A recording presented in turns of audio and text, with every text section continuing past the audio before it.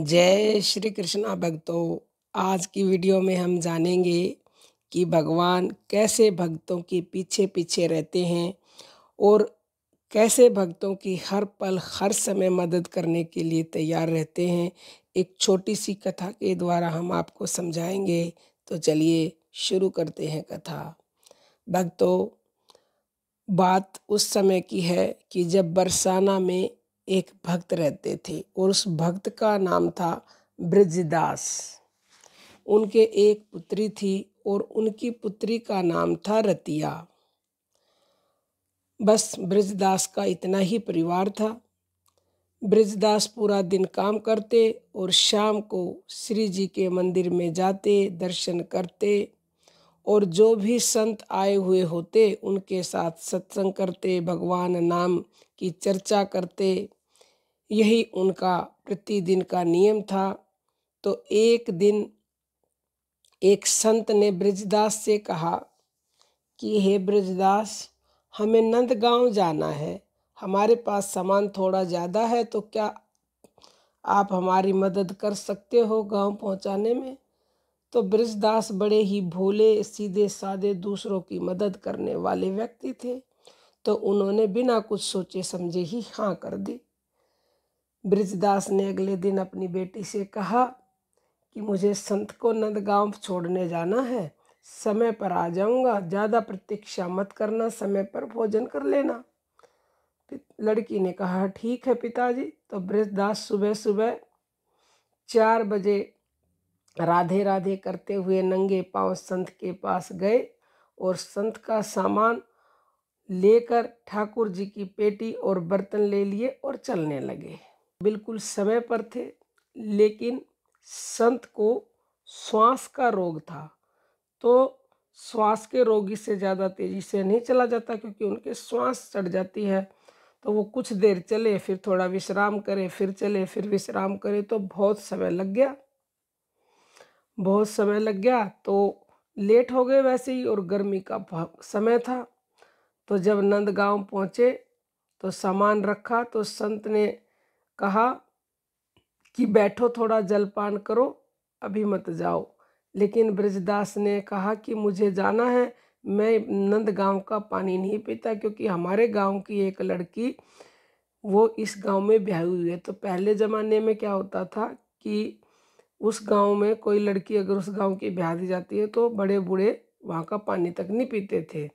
तो ये सब देखकर संत की आंखों में आंसू आ गए।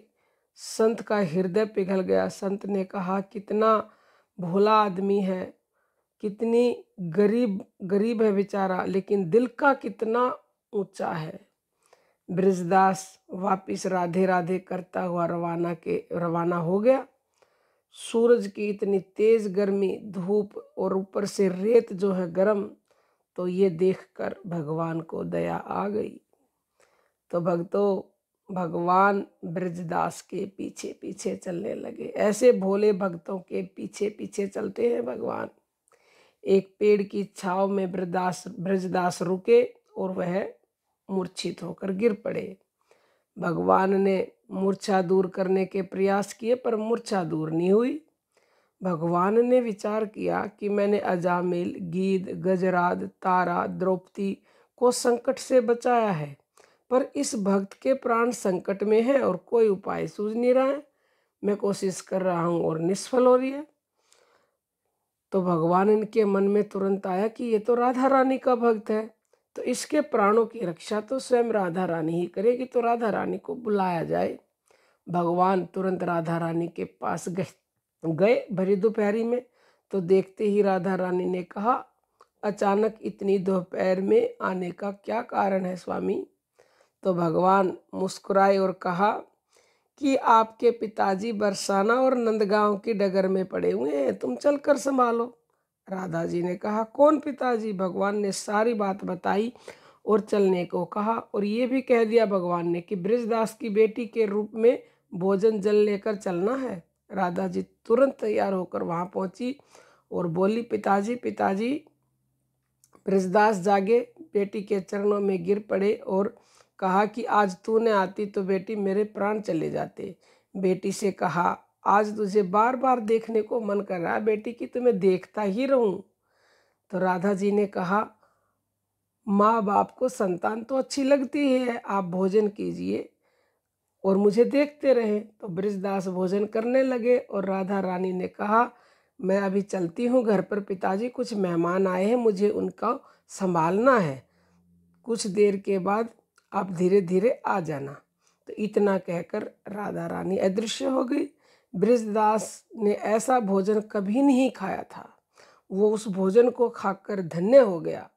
शाम को जब बृजदास धीरे धीरे चलकर घर आया तो बृजदास बेटी के चरणों में गिर पड़े। बेटी ने कहा, आप क्या कर रहे हैं पिताजी? बृजदास ने कहा, आज तुमने भोजन जल लाकर मेरे प्राण बचा लिए। बेटी ने कहा, मैं तो कहीं गई नहीं। बृजदास ने कहा, अच्छा पता मेहमान कहाँ हैं? बेटी ने कहा, पिताजी मेहमान तो घर पे आए ही नहीं है। अब बृजदास के समझ में सारी बात आ गई। उसने बेटी से कहा कि आज तुम्हारे ही रूप में मुझे राधा रानी के दर्शन हुए हैं। भाव विभोर हो गए बृजदास। मेरी किशोरी, मेरी राधा रानी ने मेरे कारण इतनी भरी गर्मी में, भरी दोपहरी में कष्ट उठाया, मेरी बेटी के रूप में आकर मुझे दर्शन दिए, मुझे भोजन कराया और मैं उन्हें पहचान भी ना सका। मैं कितना अभागा हूँ। अपने आप को कोसने लगा और बेटी से कहा कि बेटी, अब तो मेरे जीवन की निरंतर एक ही आस है कि मैं फिर से राधा रानी के दर्शन करूं और मैं उन्हें उसी जिस रूप में मुझे दर्शन दे मैं उन्हें पहचान लूं।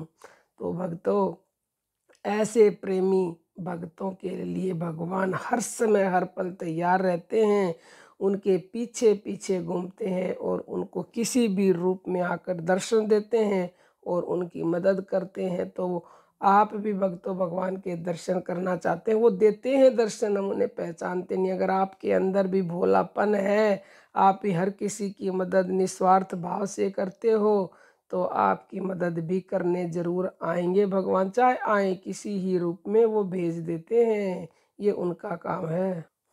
उम्मीद है आज की ये कथा आपको पसंद आई होगी और इससे आपको सीख भी मिली होगी। तो अब हम अपनी वाणी को विराम देते हैं। जय श्री कृष्णा भक्तों। राधे राधे।